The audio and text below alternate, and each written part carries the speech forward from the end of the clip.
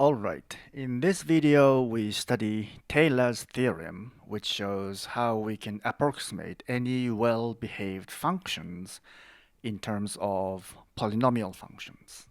Okay, let's start. So here's the theorem. It's called Taylor's theorem.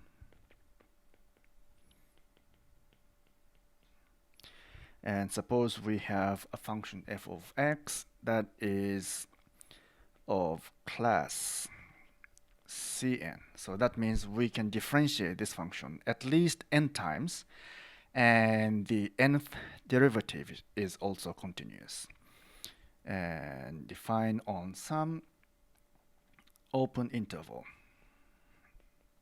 called I.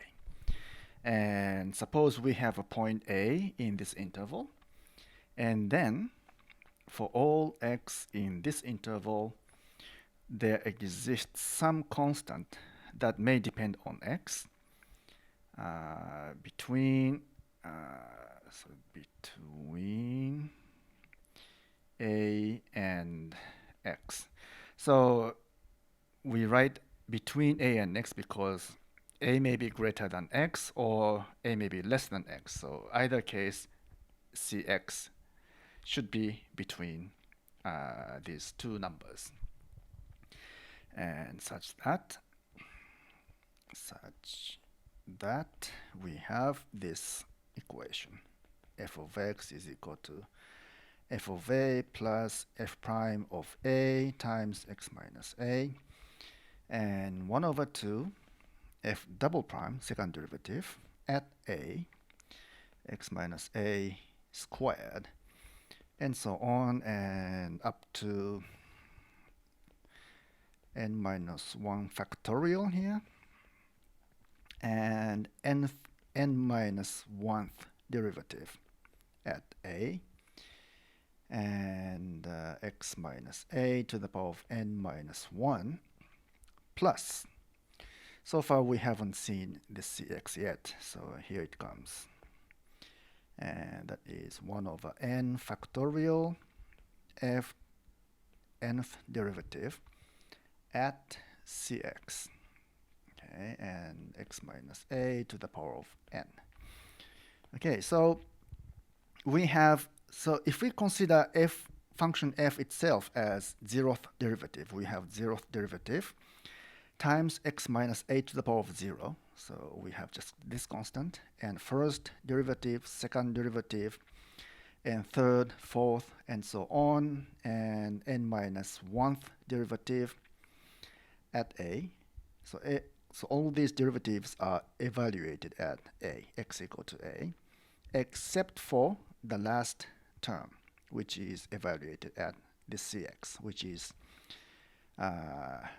defined here. So there is some cx between a and x such that this equation holds. So that's Taylor's theorem.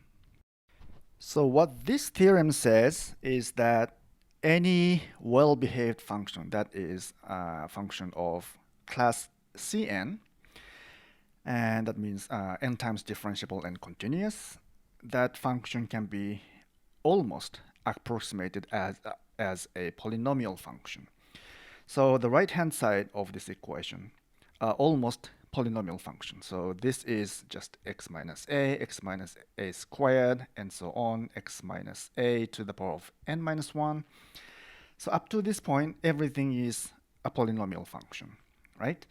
But the last term, it almost looks like a polynomial function, x minus a to the power of n, but this cx may depend on x. So it can be a very complicated function of x, actually. So this may be a non-polynomial function, but except for this last term, everything is polynomial. So this f of x is almost like a polynomial. It can be expressed in terms of polynomial functions. So that's what this theorem says. Okay, so let's prove this theorem. And first of all, if x happens to be a, then the left-hand side is just f of a. And the right-hand side is, so if we put x equal to a, then this is 0, this is 0, everything is 0 except for the first term, and that is f of a. So therefore this equation holds, so therefore the theorem holds.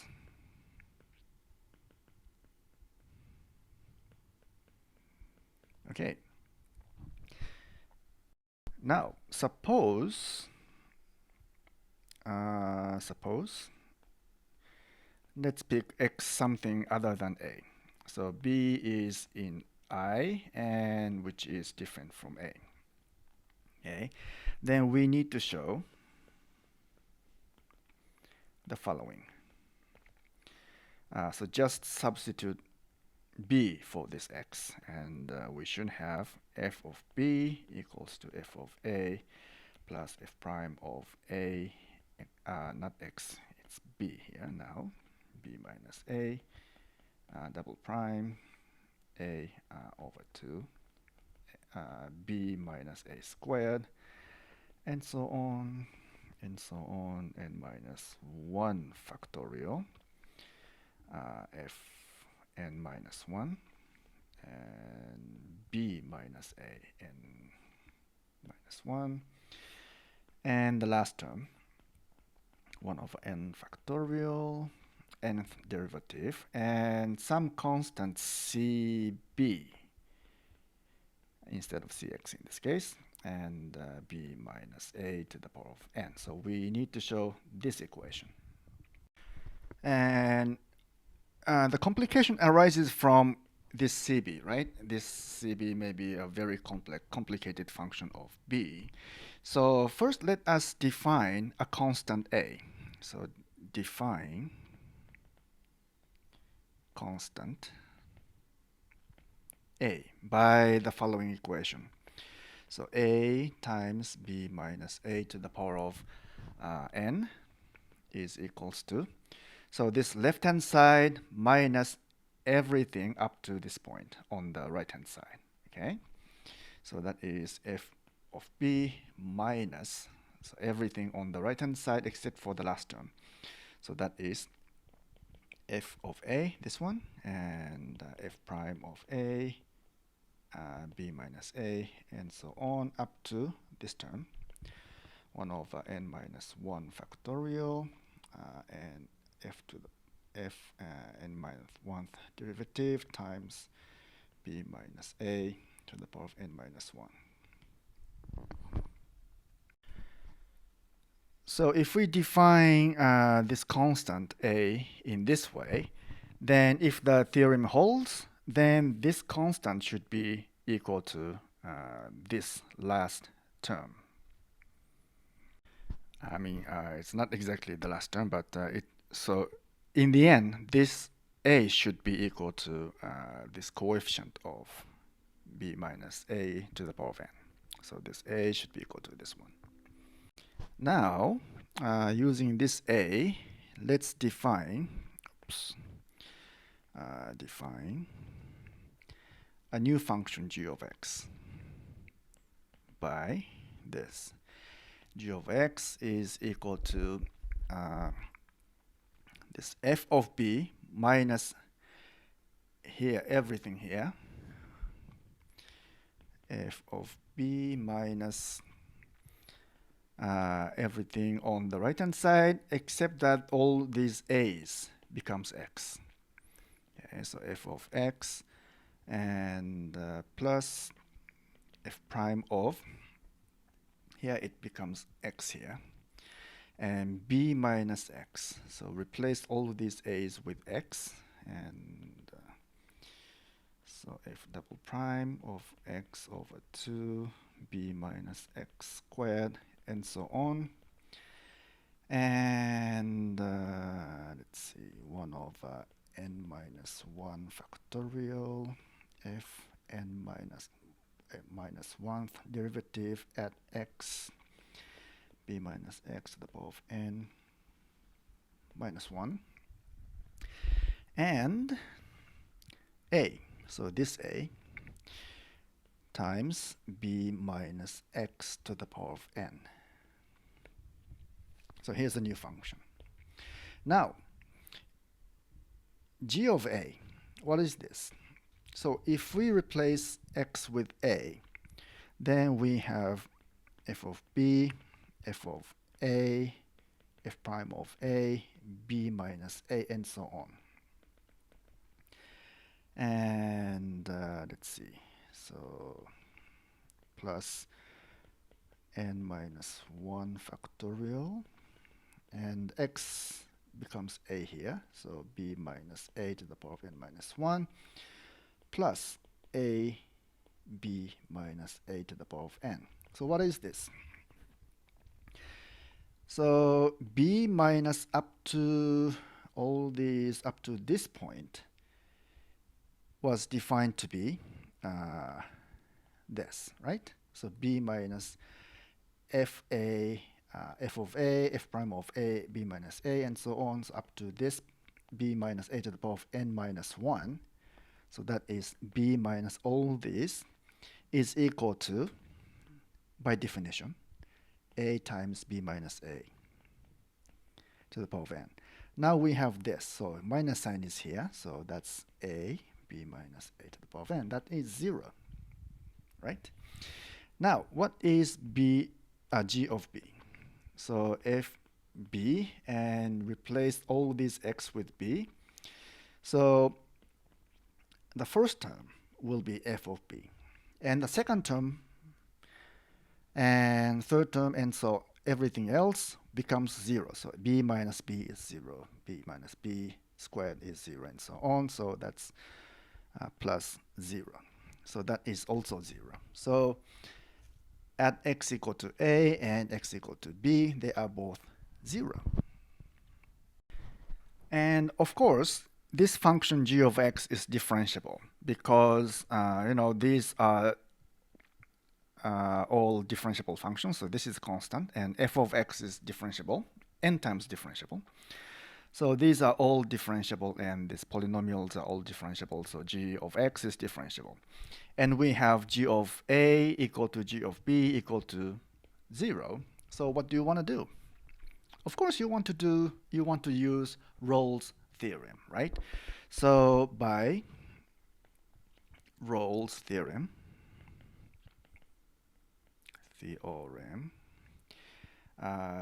there exists some c constant that may depend on b actually in the interval such that g prime of cb is equal to 0. Okay, now let's calculate the derivative of g, so g prime of x. So here's g. I just copied the definition again, and we want to calculate g prime of x. Okay, so this term disappears, and this term becomes just negative f prime of x, and this term. Okay, so we can use product rule, and first differentiate this part, and then differentiate this part. So if we differentiate this part, we get negative 1. So together with this negative sign, we have positive f prime of x. And then differentiate this one, and negative f double prime of x times b minus x. So these two terms appears from this term. Okay, then this one and this one are cancelled. Next, differentiate this one, and let's differentiate this b minus x squared first.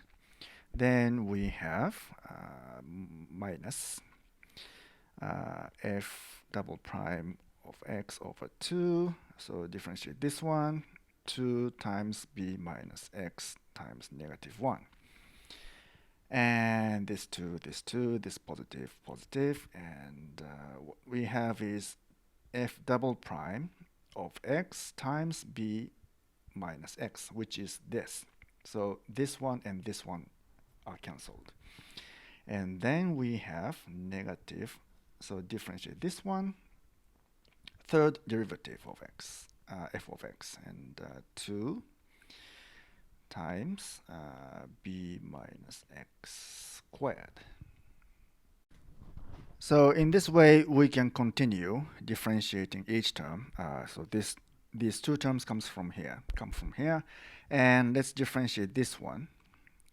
So and we get, so first differentiate this part, and we get negative 1 over n minus 1 factorial, n minus 1th derivative, and times, so n minus 1,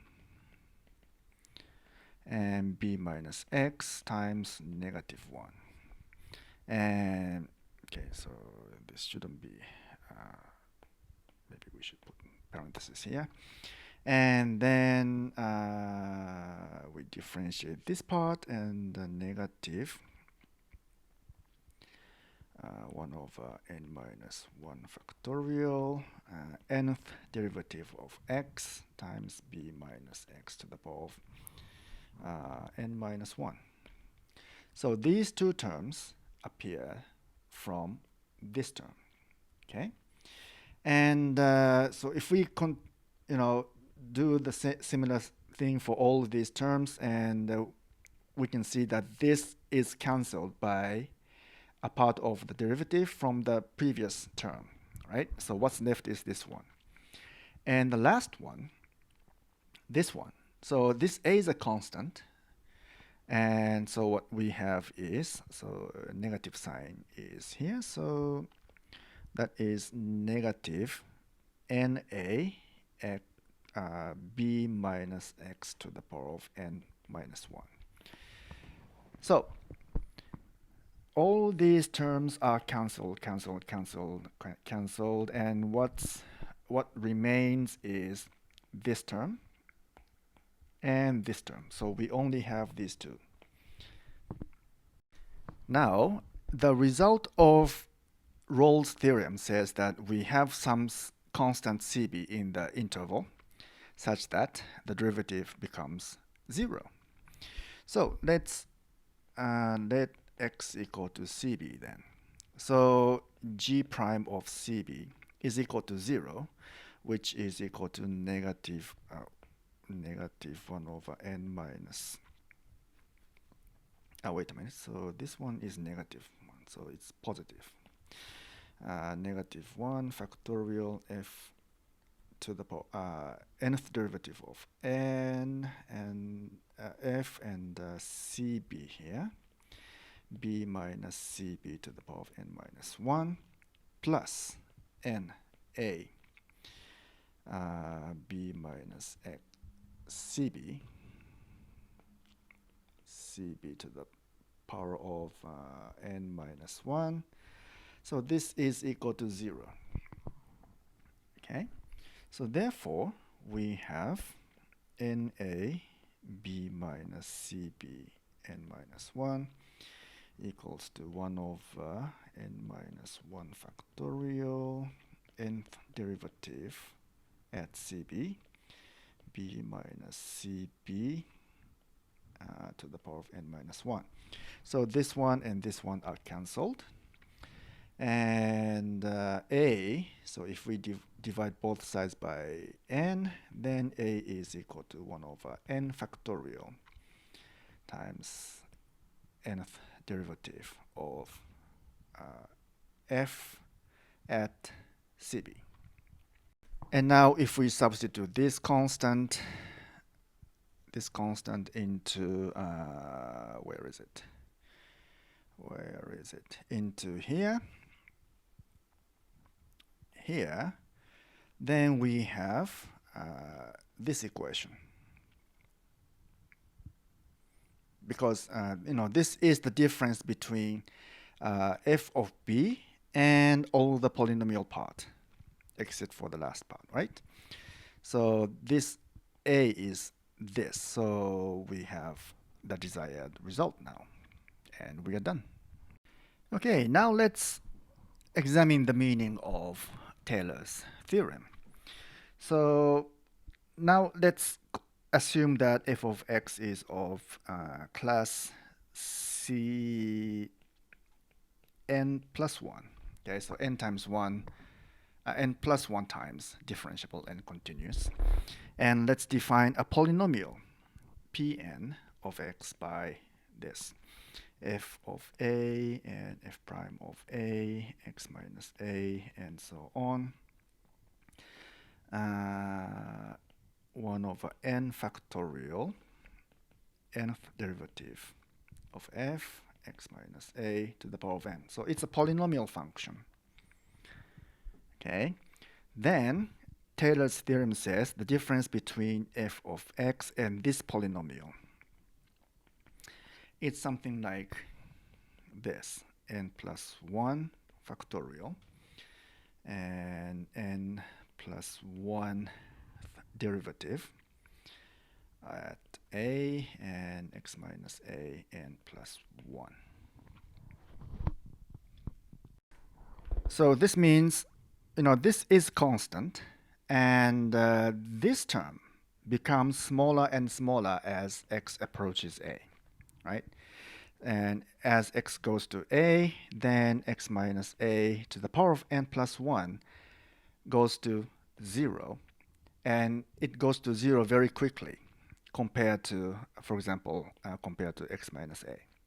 So this also converges to 0. But the speed of convergence is much faster for this one than compared to this one.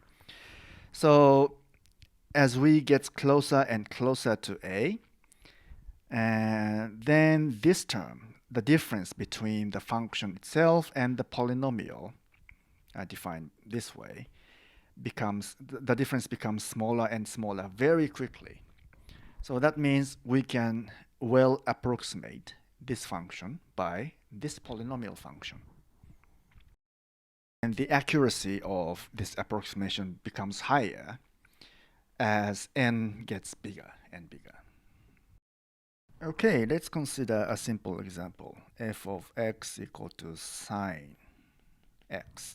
And let's expand this into Taylor expansion around x equal to 0. So for that, we need a bunch of derivatives. So first derivative of sine is cosine. And second derivative, negative sine. And third derivative is negative cosine x. And fourth derivative is negative sine x. And fifth derivative is cosine x. So if we put x equal to 0, then this becomes, so this is, what's this? Oh, wait a minute. First we need this, f of 0. That is 0. And this cosine 0 is 1. And sine 0 is 0. And negative cosine 0 is negative 1. It's not double prime, it's third derivative. And fourth derivative at 0 is 0. And fifth derivative at 0 is 1. So that means we have the Taylor expansion f of x, that is sine x equals to, so the first one is 0, and this one is 1 times x minus 0 in this case, and 1 over 2 x minus 0 squared times 0, so that's 0. And the third term is negative 1, so that's negative 3 factorial, and negative 1 and x minus 0 cubed. And next one is 0, so let's ignore that. And fifth derivative is 1, so it's just x minus 5.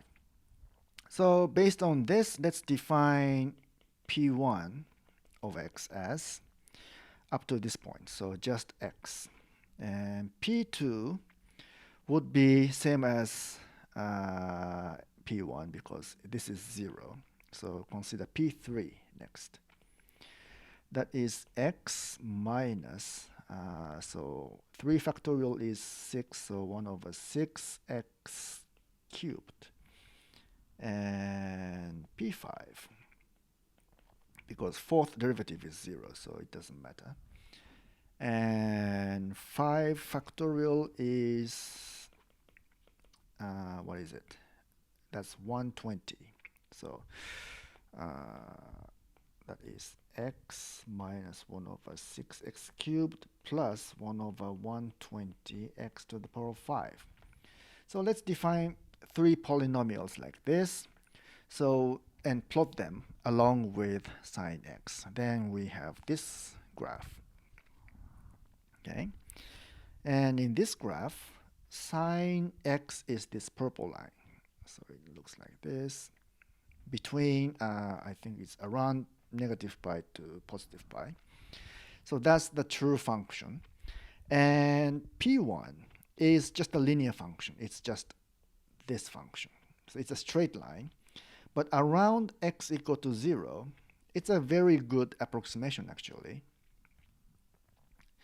So that's the most primitive approximation of sine x around x equal to 0. And P3 is this line. So it's a cubic function. And it's even better approximation of the sine curve around x equal to 0. So unlike straight line, it's a curved shape. So it's if we move away from 0, it has a better approximative power of the sine function than the straight line. So straight line just deviates from the true sine curve. But this cubic function sticks with the sine curve better. So maybe up to this point also. So the deviation is very small. But the deviation from the straight line is very large, right? So the cubic approximation is a better approximation than the straight line. And if we go to P5, then that's even better. So P5 is, let's see, let's remove this, and P5 is this curve.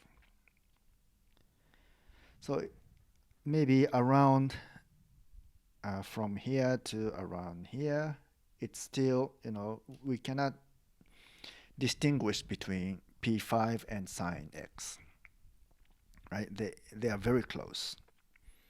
And they only deviate around this region, right? So, and if we increase the powers, then like P7, P9, and so on, the approximation gets even better. So let's summarize our result. And if f is a function of class Cn, n times differentiable and continuous on some interval, then that function can be expressed as follows. So let's use the sum symbol. K from 0, power of 0 to the power of n minus 1, and 1 over k factorial times kth differential coefficient, kth derivative evaluated at a, and x minus a to the power of k, plus some remainder term, that is this 1 over n factorial and nth derivative at some point between x and a. Previously we wrote cx here, but it can be also written as a plus theta x minus a. Okay, and x minus a to the power of n, where theta is between 0 and 1. Okay, so if we write this way, then this number, a plus theta times x minus a, is guaranteed to be between x and a, given that theta is between 0 and 1, right? So yeah, so this form is called Taylor expansion of the function f of x. And in particular, if a is equal to 0, if a happens to be 0, then Okay, so this is called Taylor expansion. Taylor expansion. And if a happens to be 0, then this is just x to the power of k, and this is also x to the power of n. And we call it Maclaurin expansion. Maclaurin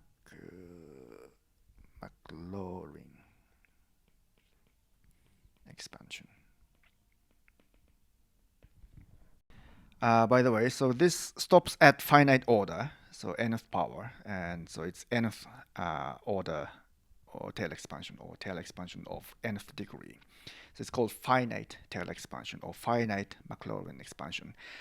In a different video, we will introduce Taylor expansions that are not finite. So that means infinite Taylor expansion. So it's called Taylor series, but that's beyond the scope of this lecture. So wait for other videos. Okay, in the end, I will just introduce a few more examples of Taylor expansions, but you should try to prove them. Okay, and the first one, actually you should memorize this. This is exponential function. E to the power of x is this 1 plus x squared over 2, x cubed over 3 factorial, and so on, and x to the power of n minus 1 factorial plus exponential of theta x n factorial xn. So, okay, this part is this part, right? Because exponential function, if you differentiate it, it doesn't change. So this is just exponential function, nth derivative of exponential function evaluated as theta x.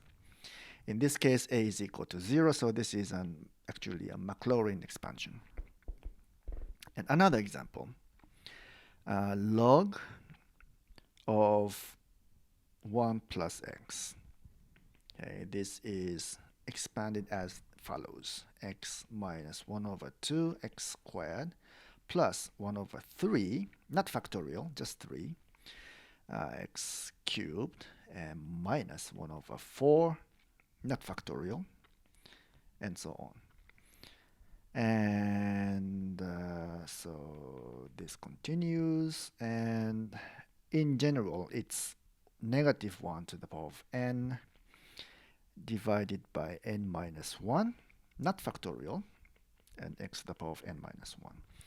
And the remainder term is negative 1, this, and n over theta x plus 1 to the power of n.